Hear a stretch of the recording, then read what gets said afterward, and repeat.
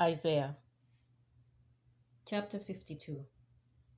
Let Zion rejoice. Awake, awake, put on your strength, O Zion. Put on your beautiful garments, O Jerusalem, the holy city. For the uncircumcised and the unclean shall enter you no more. Shake yourself from the dust. Rise up, O captive Jerusalem. Loose the bonds from your neck, O captive daughter Zion. For thus says the Lord, you were sold for nothing, and you shall be redeemed without money. For thus says the Lord your God, long ago my people went down into Egypt to reside there as aliens. The Assyrians too has oppressed them without cause. Now therefore, what am I doing here, says the Lord, seeing that my people are taken away without cause? Their rulers howl, says the Lord, and continually, all day long, my name is despised. Therefore my people shall know my name. Therefore in that day they shall know that it is I who speak. Here am I. How beautiful upon the mountain are the feet of the messenger who announces peace, who brings good news, who announces salvation, who says to Zion, your God reigns. Listen, your sentinels lift up their voices. Together they sing for joy. For in plain sight they see the return of the Lord to Zion. Break forth together into singing, you ruins of Jerusalem. For the Lord has comforted his people. He has redeemed Jerusalem. The Lord has bared his holy arm before the eyes of all the nations, and all the ends of the earth shall see the salvation of our God. Depart, depart, go out from there. Touch no unclean thing. Go out from the midst of it.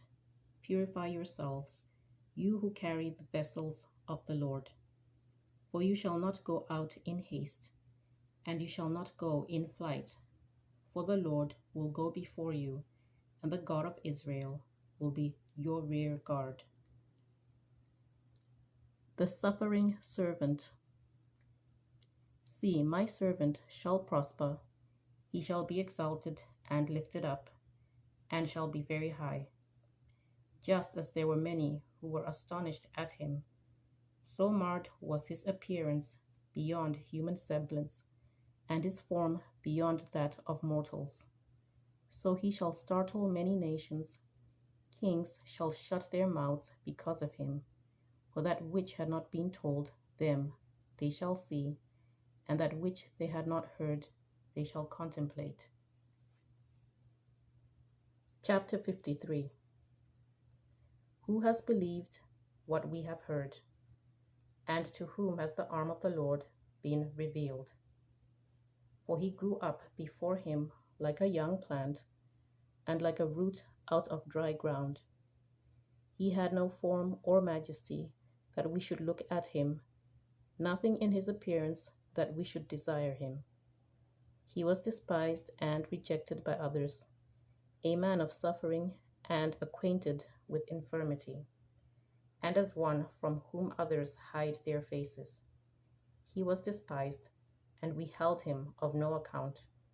Surely he has borne our infirmities, carried our diseases. Yet we accounted him stricken, struck down by God, and afflicted.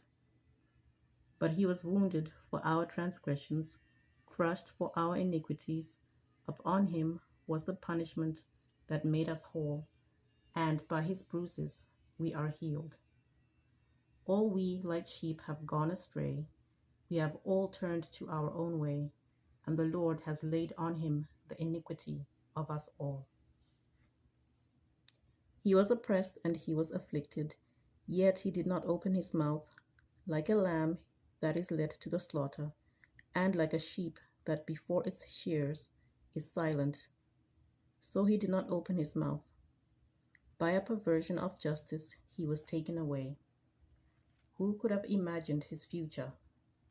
For he was cut off from the land of the living, stricken for the transgression of my people. They made his grave with the wicked, and his tomb with the rich, although he had done no violence, and there was no deceit in his mouth. Yet it was the will of the Lord to crush him with pain. When you make his life an offering for sin, he shall see his offspring, and shall prolong his days. Through him the will of the Lord shall prosper.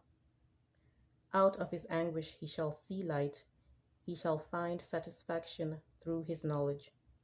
The righteous one, my servant, shall make many righteous, and he shall bear their iniquities. Therefore I will allot him a portion with the great, and he shall divide the spoil with the strong.